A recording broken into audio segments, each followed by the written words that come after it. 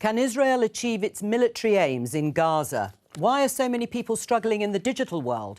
And would you like to work 70 hours a week? This is Politics Live.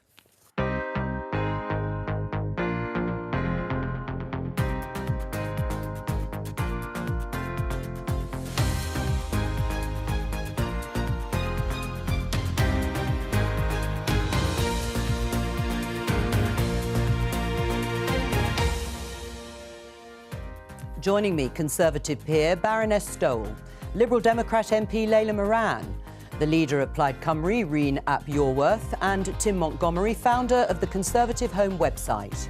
On the programme,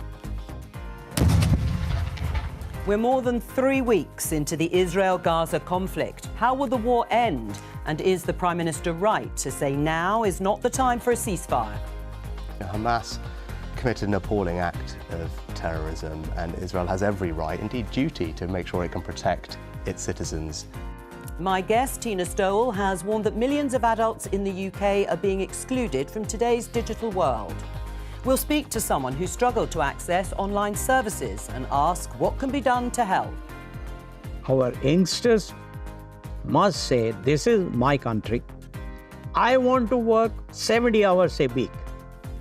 Is that tech billionaire, who happens to be Rishi Sunak's father-in-law, right that we should be working more, not less? Rishi Sunak is meeting world leaders in Buckinghamshire to talk about artificial intelligence. But who's more powerful, politicians or corporations?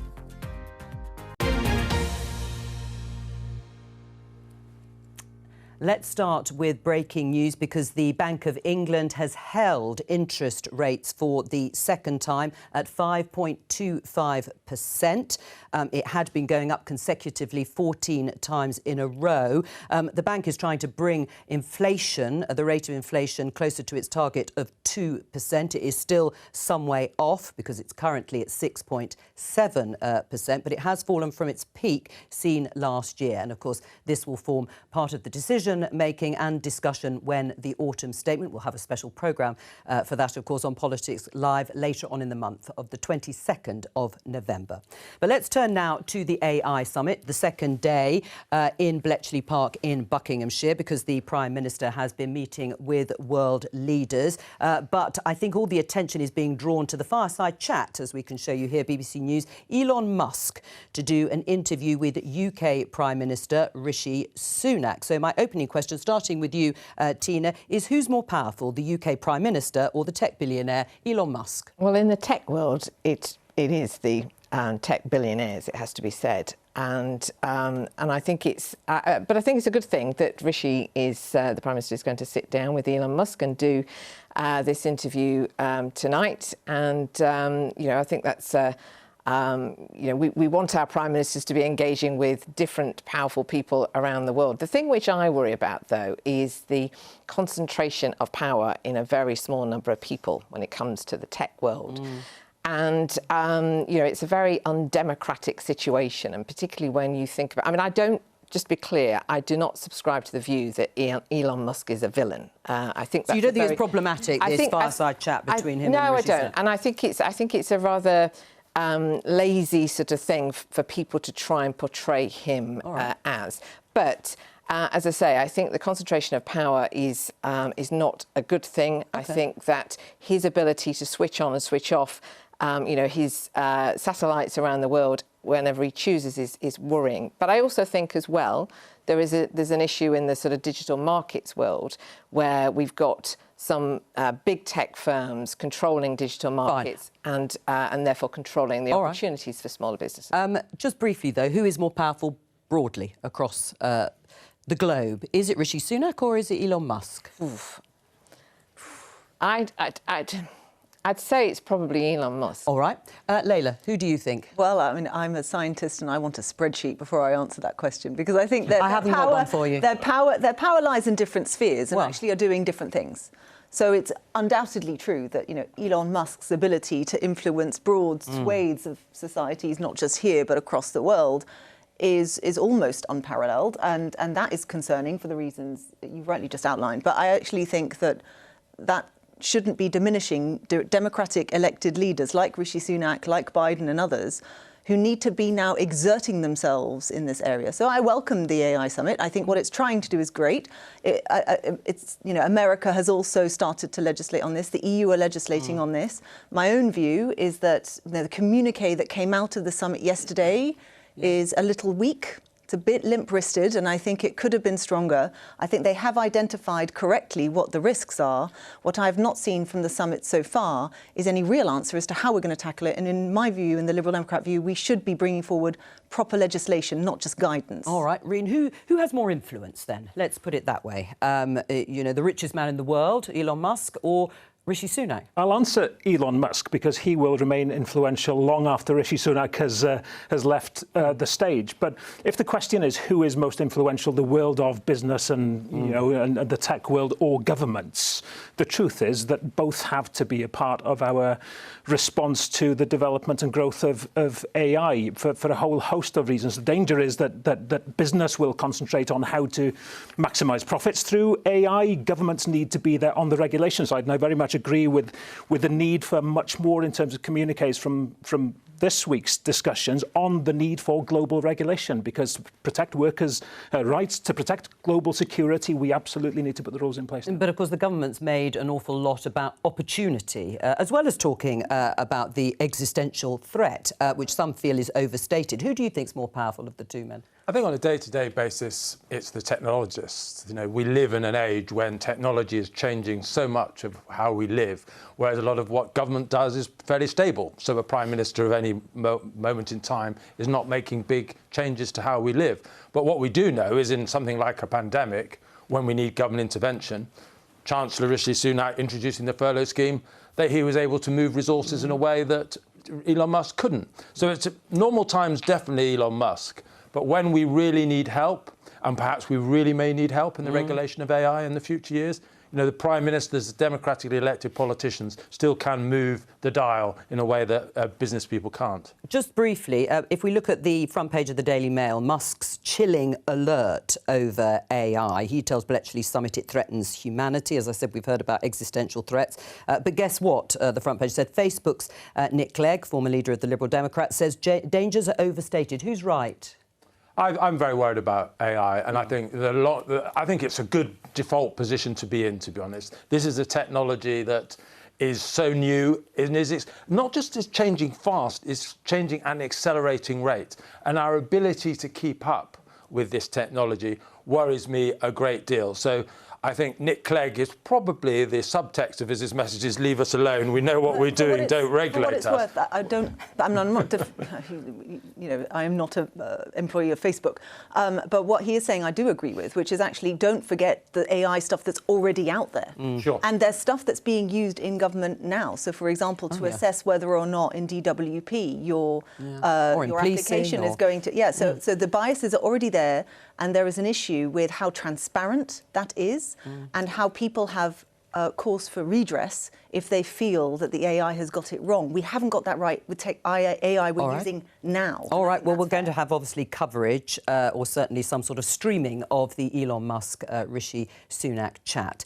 Let's talk about Israel Gaza and the situation because fierce fighting has continued as it has over the past 3 weeks in Gaza overnight. The Israeli military says it's killed dozens of Hamas fighters.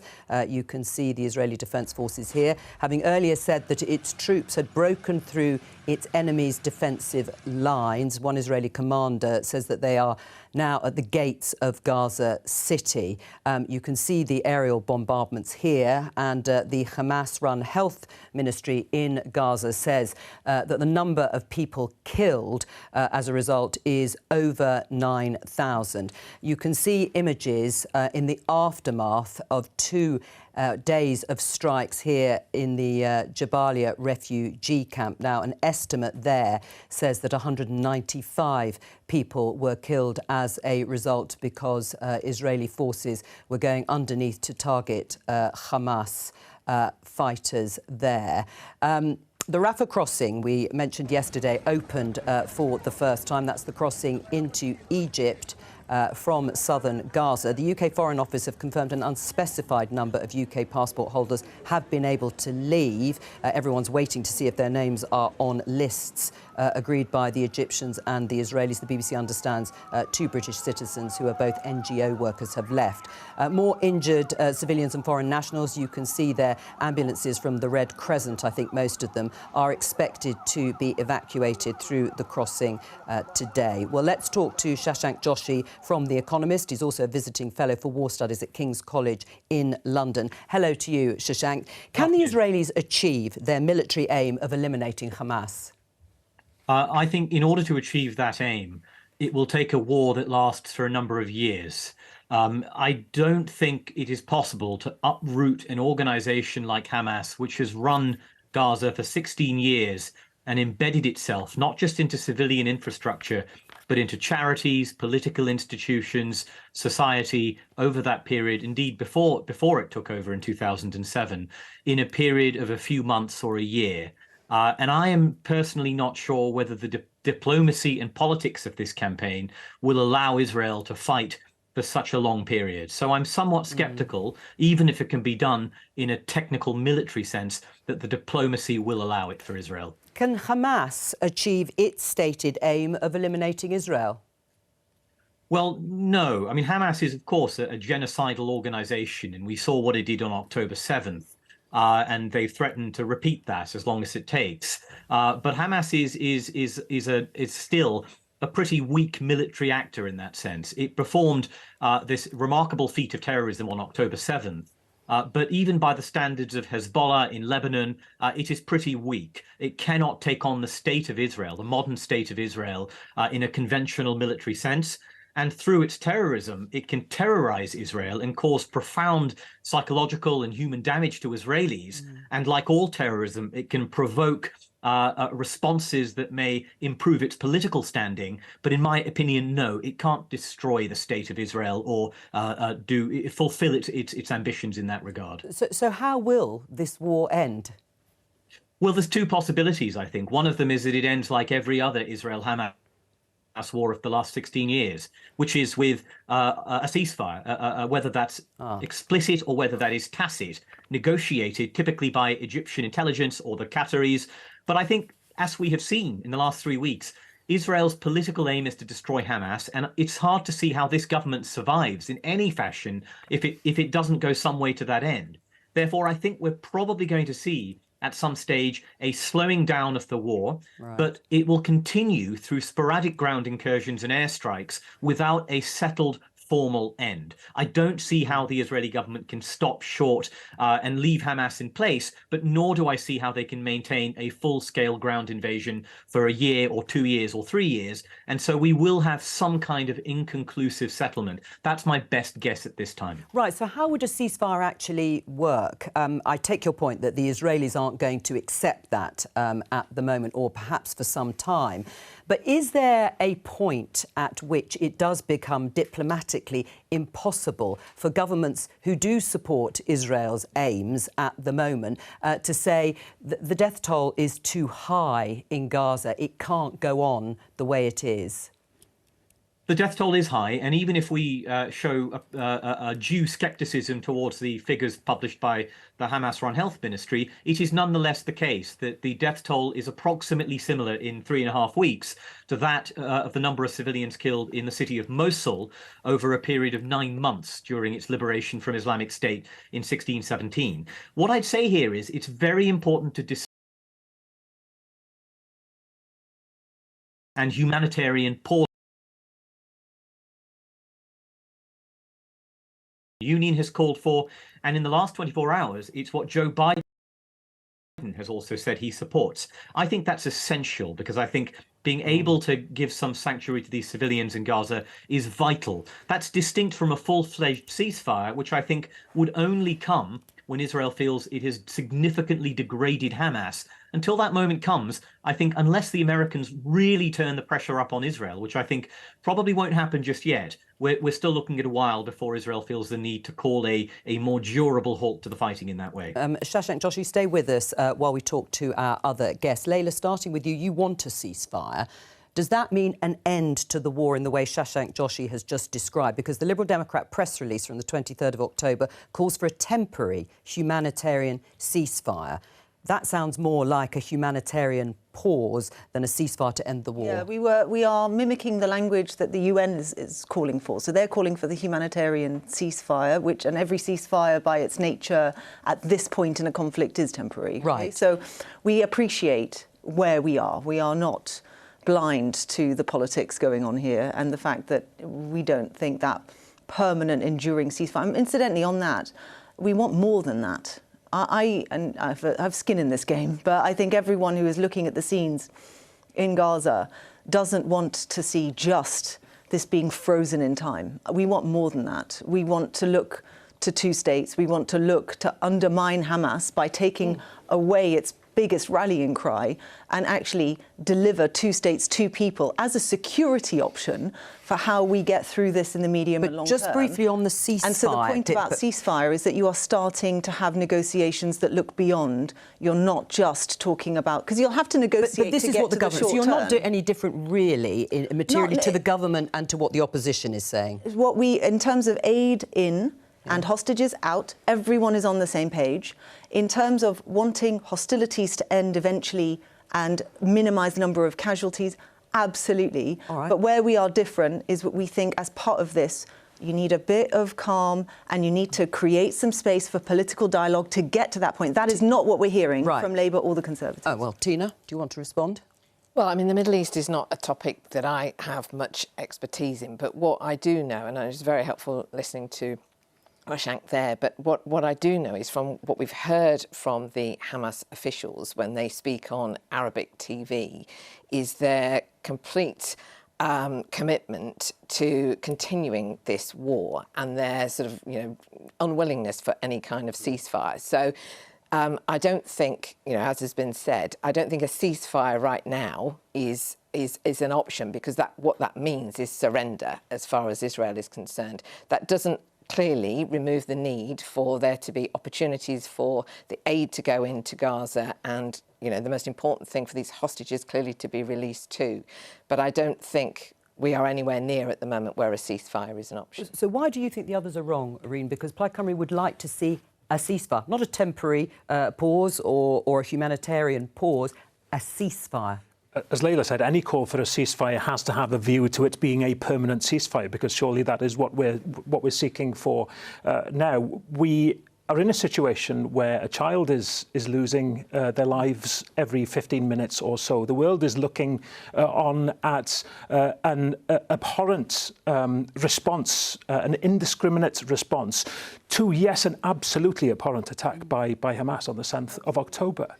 But the international community has, however small that glimmer of hope, to put pressure for a ceasefire in order to allow that humanitarian pause, whatever you want to call it. But we have to have that eye on the future. So would you like to see that right now? Would you like to see the Americans, because it sounds, Shashank Joshi said, it's only the Americans who will be able to exert that sort of pressure and no doubt some sort of negotiations over hostages, put that pressure on Israel to have a ceasefire right now? People ask me, why spend time in the Welsh Parliament discussing this? The answer to that is that every parliament everywhere standing for humanity has to be looking at what's happening in Gaza and saying this has to stop. Now, we're not a player in Wales as the United States in, but the international community working together surely should make it a priority to end the violence now, and at the same time, ceasefire as a precursor to the release of hostages and all that, but also as a precursor to trying to put a lasting peace in place. Is it realistic, though? Not really, because I think, and I take issue with something that Mr. Joshi said in his conversation with you, Joe, as well. I think Hamas may not be able to threaten Israel as directly as your question asked him to. But I think the big thing that is missing from our conversation a lot is Iran's role behind Iran's role behind organisations like because Hamas. Hamas is seen as a proxy. Absolutely, well, it is a proxy. It's a proxy. Hezbollah is a proxy for Iran, and I think we underestimate and understate in a lot of our conversation Israel's vulnerability in this. It is surrounded by powers that hate it, that literally want to drive it into sea. And Iran is a very powerful nation. It's allied with Russia. It's allied with all sorts of despotic regimes around the world. It is finessing its military capability. Israel feels not so much that it's trying to needing to eliminate Hamas, but behind Hamas is Iran's power. So let's not always just see this conflict as powerful Israel and weak Hamas. Actually, the balance of the region is much more threatening to Israel, and that's why they feel they need to be on the offensive in the way they are. It's a horrible situation. My heart goes out to Layla and other people who have relatives in the region. Of course, this is awful, but do not underestimate Israel's vulnerability within the regional context. Well, Shashank, Joshi, can I get you to respond to that? Is that how you see Israel too, as more vulnerable in the way that Tim has said? I think that's fair. You know, the events of October 7th were the biggest trauma for the Israeli state since the Yom Kippur War of 1973. And that was a really existential moment in which nuclear weapons were discussed by Israeli leaders. This is a bit different, but nonetheless, Hezbollah has 150,000 rockets. And unlike in 2006, when it fought another war with Israel, a lot of those rockets are now precision guided, which makes a big difference. Against that, of course, we have to say, and be clear here, there are 2 aircraft carrier strike groups sitting in the Eastern Mediterranean. There's the Royal Navy. There are other countries sending aid to Israel. So Israel has significant military diplomatic backing, which does give it a safety net to a high degree. But of course, we are waiting for a big speech by Hassan Nasrallah, the head of Hezbollah, tomorrow. And I think the question of Hezbollah's entry into the conflict would still pose a really, really serious military problem for Israel if it were to make that choice down the line. Tim mentioned your family, who are in Gaza and in the West Bank, near Jerusalem, or in Jerusalem. How are they, first of all? Have you heard from them? So my mother's Palestinian. We are many generations back, Jerusalemite family. The way we identify is often Jerusalemite first and then Palestinian. And we have extended family who are in Gaza. They are sheltering in a church. It's a church complex, so at first I thought they were sort of in the church itself, but actually, you know how a church has Sunday school rooms and whatever. They're in one of them with other families as well. They can't move. 2 of them are very frail, a bit old, and they are also frozen in fear, because what is very clear is that there is nowhere in Gaza that is safe. They are being told to move. They know they have been told to move. It's dangerous but as well, it's dangerous to move. And the route to get from the north to the south was also bombed. So even the process of moving isn't safe. So that's where they are. In the West Bank, I will also point out, whilst all eyes are on Gaza, and rightly so, the situation in the West Bank is getting worse day on day. There's been effective lockdown between the different Palestinian communities. So, for example, if you're a teacher in Bethlehem wanting to come to a school and teach in Jerusalem, the checkpoints are now such that it takes sort of 2.5 hours to get through. You can't leave the car unless you risk being shot at. And it basically means that the economy is grinding to a halt. But what it means for my family, who are spread between Jerusalem, Ramallah and Jericho, is that they can't be together either. Separated. So I mean, this is problematic on a very personal level. But on a, you know, what do we do now? I should say, I want to see the back of Hamas too. I absolutely do. And in terms of supporting the Israeli aim to get rid of Hamas, we can support that. But the weakness, Tim, isn't the weakness of Hamas. It's the weakness of the Palestinian people to be able to in any way get away from this. You know, my family don't have British passports. The reason I do is because of my father. They can't get out. And they are, you know, you saw what happened in that refugee camp. I don't believe that they are safe where they are. And I'm not sure if tomorrow morning I'm going to be able to say what I said this morning in answer to the question of how are they, which is alive. I think I'm lucky to be able to say that. I was with someone yesterday who had lost 51 members of their family. 51, can you imagine? I mean, this is devastation. And so when we are talking about, you know, de-escalation and ceasefires, and actually the sentiment we need to get to here is how do we get through this? And how do we get through this in a way where we don't just revert back to, you know, successive conflicts like this? And this is existential for us too. This is incredibly triggering. You know, many of the people who are in that refugee camp are refugees. It's a refugee camp. They are refugees themselves. And my grandmother is in her mid-90s. She is being completely re-triggered by everything that is happening now. And there is a powerful cross-narrative of history that, by the way, is both true from the Israelis and the Palestinians, where one is, so their independence was our Nakba. You know, we have to now get to a point where we move forward together. And the only way, in my view, to move forward is two states. So we cannot lose sight of that. It is incredibly important. And if we lose hope with that, then I really am worried about where we end up. Let's pick up on that point just finally, Shashank, because actually Reen mentioned, how much influence do politicians here have, really? And of course, I accept what you say about the international community, and of course, it's important to have a view. But I mean, in your mind, Shashank, how much influence do they have? Does it matter what is said here when it comes to moving the dial in terms of what Israel might do? And then just a little bit about the hopelessness that so many Palestinians feel, as we've just heard there from Layla. I mean, is the two-state solution really something that is going to come back to the table?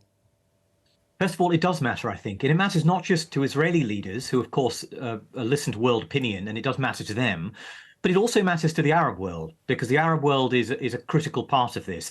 And that gets to the second part of your question. I think the problem we have is that the Israeli government wants to destroy Hamas, which is a understandable goal and has great merit in it, given what Hamas has done and what Hamas represents. But it doesn't have a clear idea of what follows Hamas. And the most plausible route to a post-Hamas Gaza is the involvement of the Arab states. And they will not be involved as long as they feel this Israeli government, which is the most extreme government in Israel's history. I've seen extraordinary dehumanizing comments by some Israeli ministers in the last few days about Palestinians.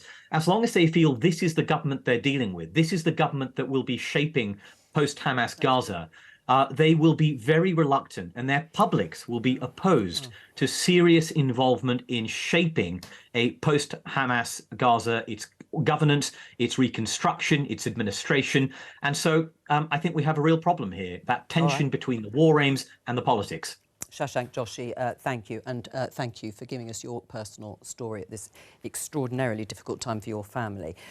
Let's talk about something completely different, and that is digital exclusion. We mentioned it in the headlines. The Standard here says, forget being a tech superpower. Millions of adults in UK falling behind on digital skills, say House of Lords. House of Lords is calling on Rishi Sunak to swap AI and coding for a joined-up government strategy on eradicating digital exclusion and digital poverty. Now, it's a report from the Communications and Digital Committee, which Tina here chairs, and we'll come to you, Tina, in just a moment. But let's talk to Julie Adams, who is a Sheffield resident who's been getting help with her digital skills. And with her there is Hayley Nelson, Director of Learn for Life Enterprise, who's providing some digital training for Julie. Welcome to both of you. Julie, first of all, just give us a sense of what have been day-to-day struggles for you in terms of using digital technology. I'd only got a phone, and it's, you only have so much data, and I'm sorry, on a budget, I couldn't afford a laptop, so I couldn't improve my skills, really. And what things were you struggling to access or to do on a day-to-day? Banking, actually learning to make, to understand it, really, and to, to learn how to do banking online and to do shopping online. I've never done anything like that yet. And what then spurred you on to seek some help? Sorry? What spurred you on to seek help or get some training in terms of digital skills? Well, I've been coming to Learn for Life, and I've started learning slowly from Hayley and everybody, everyone's encouraging me to learn, yeah. Hayley, hello to you. What are the areas? I mean, we've heard there, banking and shopping. I mean, they are fairly basic, day-to-day things that people like Julie will struggle with if they don't have some of those skills to get onto apps right across the board. Is that the sort of thing you're seeing with loads of other people too? Yeah, we help people with all sorts of things. We help with sort of reporting housing repairs, things like that. Online banking, online shopping, accessing benefits online, NHS appointments. A lot of the time now, people have to talk to the doctor online. We've helped Julie and her community group actually set up WhatsApp groups so that they can talk to each other sort of outside of their normal community group meetings. And it's basic things. It's things like emailing people. Data is a big thing as well. So we are part of the National Data Bank, and we have been able to donate internet data to people so that they can access the internet. And Julie's also been fortunate that we've been able to access the device bank, which is run by Good Things Foundation. And we've been able to give Julie a laptop so that she can actually get online. Right. So it's teaching people the basics of using equipment as well. Julie, how isolated were you feeling before you got the help that Hayley's given you? Oh, really isolated. I'd get an email through saying to make an appointment at the doctor's, and my phone wouldn't let me access that website. So I had to actually get into the doctor's or phone them because I couldn't do it. And it's same if anybody sent me reply on my email, my phone wouldn't let me do it because I had to have a special app, so I didn't know that. Right. So I feel very excluded, yes. And so what did you do? You had to walk down to the GP surgery. You have to do everything face to face. Yes. Yeah. I mean, Hayley, listening to Julie and the sort of help that you're providing, I mean, what are people most worried about? What are people most worried about when they're being trained in digital skills? Is it just a fear of anything technological, or is it beyond that? It's beyond that a little bit, because you've got things where it's a technical thing. People are terrified they're going to break something, but you've also got things like spam emails. Online safety is very important, and a lot of people have heard sort of like horror stories about things that can happen to people when they go online, and they're quite worried about that. But you've also, at the same time, especially at the moment, we've got the cost of living crisis, and it's the cost of things. It's the cost of paying for the internet. We've come across some people in some community groups that we're helping. They're actually thinking getting rid of the Wi-Fi in their house and replacing it with internet data through a SIM card and a MiFi device, because that will be cheaper. But there's also the fear, especially like with AI at the moment and artificial intelligence, that people are a little bit worried about that because they don't know what will happen, and it seems to be speeding ahead very quickly. Well, they're not the only ones, Julie. Don't worry about that, as we were discussing earlier. But just stay with us, Hayley, I should say, Hayley and Julie, while we open it up. Tina, how widespread is digital exclusion? It's bigger and more complicated than you think it might be. I mean, I think part of the problem that we are addressing, or want the government to address, is a sort of rather complacent attitude to this topic, because in the past we've talked a lot about accessibility, rollout of broadband, all of that sort of thing. And I think during the pandemic as well, there was an assumption that everybody's going to get online because they've got to. So things are looking sort of much better. And it's true that there has been progress, for sure. Things are much improved. I mean, broadband is, there'll be some parts of the audience watching who will say, well, my broadband's not terrible, but it is much better than it was. But what we're finding is that there are still 1.7 million households without any broadband at all. The Citizen Advice said earlier this year that there are about a million people who have cut back or cancelled their internet because of cost of living. So this is a real issue. But I would just say just a couple of things, if I might. I mean, really well done to Julie for trying to do this, because you know, it's a complicated picture, because there are some services that we still need face to face. Not everything is better online, okay, but a lot of what's online now is either more efficient, or that's where you can get better prices, and we don't want people to lose out either. Right. And that's what is so important. Would you like to see more setups like the one Hayley works for, charities that are helping people in the community? Is it up to wider society to do more, or is it the government? Oh, absolutely. There's a role, and I'm really pleased to hear what's happening with that group there. My dad lives next door to me. He's a very sharp sort of 79-year-old, but I do get the odd phone call, could you pop over and help me with this? Now, he's lucky that I am nearby, or my kids are, but there are people, as we've heard there, who feel, you know, isolated, unable to reach out for help. And there are so many levels and layers to this. I think that there's the technological side, the need to offer broadband connectivity, affordability, as we've heard, people who are excluded because they can't afford it, maybe disabilities and so on. There has to be that sort of holistic response, which recognises that exclusion takes many, many forms, and that exclusion actually has a real impact. Affordability, you know, getting the best deals, making sure that you are connected in the way that your neighbours are. Right. So I think we also need to keep the pressure on institutions like the banks. Exactly. Quite recently, we bailed them out to a huge extent, and they're withdrawing their local presence in all sorts of towns. And actually, I think we should be saying to them, are you going that extra mile to help people who aren't naturally, good online, who aren't familiar with it? Because those two things, banking and GP, medical services, they're particularly important. And I think we could be asking the banks to do a bit more. Do you agree with that there should be more pressure? It just, Absolutely. I mean, and also it's worth saying it's not just, I think people think of digital exclusion, they're thinking just older people, but it's also not. And what was very clear is that there is a social deprivation aspect to this, that if you are falling below the poverty line, you can't afford the laptop, you can't afford the new technology as it's coming out. And so we've got to be just very, very careful, especially in public services. If we're going to adopt the new technologies quickly, there has to be a backstop for those who can't afford, whatever age they are, to be able to access them. Ticketing in train stations is another Well, you've had the announcement, of course, of the ticket office closures, which aren't going to happen. On the other hand, of course, the rail companies will say not as many people are using the rail services, and we've got to make savings and cut costs. But yes, Tina, more broadly, is it up to institutions as well? Well, I think it should be a joint government and business effort. I think the government needs to show some real leadership on this and make... And they haven't done up until now. No, you do think they've been complacent? Their last digital inclusion strategy was 2014. They've not updated it since. Right. And I think that we've got a great opportunity to, as part of our ambition to be, tech superpower, AI, we can't achieve that ambition unless we bring everybody with us. And what I worry about is perpetuating a digital divide, which could get worse, as we've heard, as technology develops. And I think the banks, as one example, Tim's absolutely right, they are saving money by moving so much of their services online. And making huge profits. Yeah, they should be investing more to make sure they talk a lot, they talk a good game about these new digital, these new sort of banking hubs coming into towns.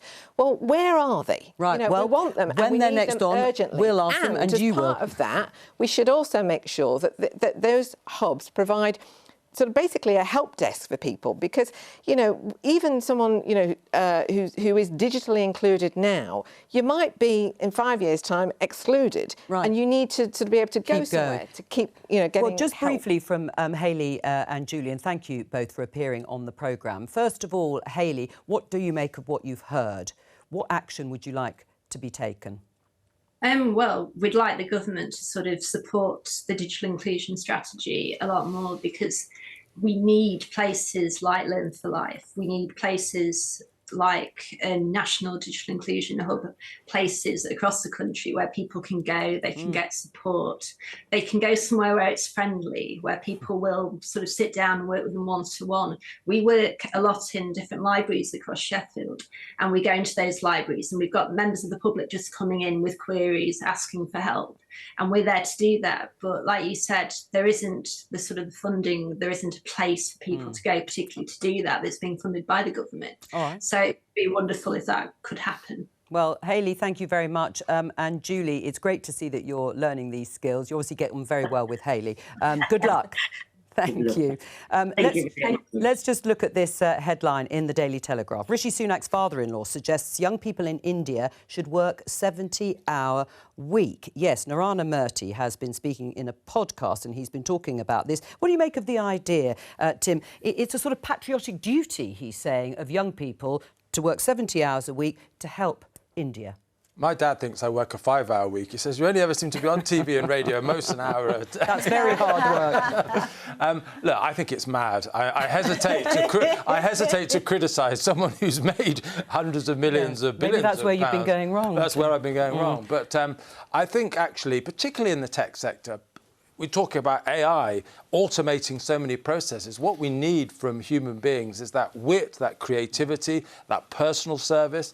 I think flogging people to death by making them work 70 hours a week seems to be going against the spirit and the technological changes of our age. Work more or less? I think it's totally the opposite direction of where we should be going. I'm very, very interested in pilots going on, and keen to see more of them on 4-day working weeks and that kind of thing. And AI, as we've been talking about earlier on this programme does offer an opportunity to get that balance between work and life and make sure that, it's quality of life that improves with AI, not just profits of big business. But it's about productivity, which is what Narana Murthy was talking about. And he says, unless we improve our work productivity, we will not be able to compete with those countries that have made tremendous progress. So this is my country, he says, this is how youngsters should feel. I'd like to work 70 hours a week. Is he right? Has he got a point? He sounds like a man after my own heart. Oh! Actually. I wouldn't mandate 70 hours a week. I certainly wouldn't do that. But I think, he's a hugely successful man, and I think if you want to cultivate aspiration and ambition amongst your people, then, you need to be saying to me, you're going to have to work hard. You're going to have to put everything... 70 hours do now. Yeah, but I'm saying I wouldn't mandate it, but I don't think that is... I wouldn't do him down for saying that. I do work 70-hour weeks every now and then, but I know I'm at my least productive when it comes to working. I'm pretty confident that's what I'm doing right now, and I'm not sure it's very good for me. But that said, I mean, you love what you do and you don't work a day in your life. And I think there is something about encouraging that in young people. Find the thing that you love, you're good at, put your heart and soul into it. Talk to any academics the week before they've got a paper due. They're doing way more than 70 hours in that week in order to get it done. So there will be times in our lives where we will have to just put in the extra graft. I'm not sure if, the idea of mandating it in any way is helpful. And it definitely, and I don't think that's what anyone here is suggesting. I also think it's a very econocentric view of the world. We all work in different ways at home. One of the most important jobs in the world is parenting. And I think one of the things that has happened, since the pandemic is people have reconnected with their children at bedtimes. They know their neighbours. When we put such a stress on the measured world of economic output, we forget all that social work that's done. Should be shared more fairly between women and men in the home. Don't necessarily get into that. But when we get into a 70-hour working week, the thing that's impoverished is the bringing up of our children and community life. And government is the state, not this government, but the state generally, is far too indifferent to that value. And I agree with all that. As in, I think work can mean a whole lot of things, and it does involve, working at home as well and with your family. But I think that there's something to be said for emphasising the need that any version of success, anything, even if that's, just bringing up your own family and providing them with security and stability, it requires effort, it requires hard work. You're going to have to put in the hours. And if you do, you will be rewarded. People don't. I don't meet any parent who doesn't do that. That's what people do. Well, so then why criticise him for spelling that out? But it assumes that the more hours you do, the better the work or the more productive you are. And I just don't. On that point, Reen, maybe Narana Murthy was taking inspiration from his son-in-law. Let's just take a look at this Instagram post from Rishi Sunak. There he is, working away at his pledges. Said he would work hard to achieve all of those pledges that they've neatly put at the side of his desk. And to go back to your point, you can't achieve it without putting in all those hours, Reen. Yeah, and I just don't believe in counting hours as a means to measure how productive also, or how successful he hasn't done any of that, so don't believe what you see online. Well, you mean he needs to work even more hours? I think there aren't enough hours in the day for him to... But the 4-day week, for example, let's look at it through the other end of the lens. Is it South Cambridgeshire Council, the Liberal Democrats? They say they've achieved an awful lot with that. I mean, it doesn't sound, though, as if the government would like to see more. No, they've been very hostile to it. I mean, I firstly don't think that it's, again, something that should be necessarily mandated, but what they were trying to do was solve two problems. One was a recruitment and retention problem. They had staff leaving and they couldn't find people to recruit. Since introducing that, that has improved. But so also you agree with people working productivity. less in terms of hours, even if they're more productive? It was a pilot and it's an ongoing pilot. What I will say is that for South Cambridgeshire, it seems to have worked for them. Now, does that mean it's going to work everywhere? That's just not how the Liberal Democrats roll. We think that people should be given the choice to be able to pilot these things and see if it works in their organisation or not. Not necessarily the case. We've only got about 20 seconds. I think you have to put your taxpayer or your customer first, and you have to make sure that... The service has not dropped. In fact, it's improved. That's debated, I think. And on that debate, I'll let you carry on the debate, but that's all we have time for today. I'll be back on Monday working very hard with more Politics Live at 12:15 here on BBC Two and the iPlayer. From all of us here, bye-bye.